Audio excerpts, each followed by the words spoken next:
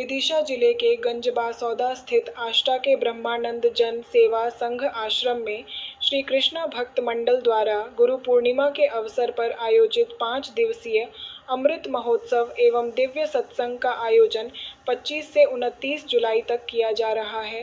प्रतिदिन दोपहर 12 बजे से शाम 4 बजे तक आयोजित होने वाले इस आध्यात्मिक कार्यक्रम में बड़ी संख्या में श्रद्धालु धर्म लाभ लेने पहुंच रहे हैं।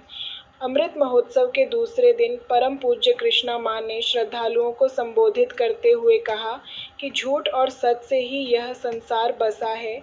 उन्होंने कहा कि जिस बात को स्वयं अपनी आंखों से देखकर कहा जाए वही सत्य है, जबकि बिना देखे या जाने किसी बात को कहना असत्य की श्रेणी में आता है।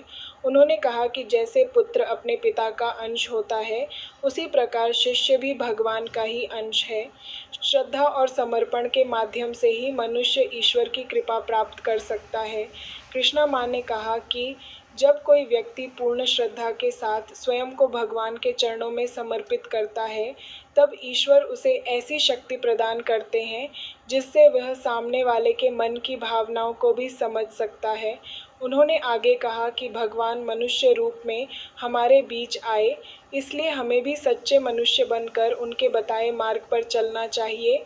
उन्होंने कहा कि किसी की आंखें बाहर से बंद होती हैं, किसी की भीतर से, और कुछ लोगों की आंखें भीतर और बाहर दोनों ओर से बंद रहती हैं।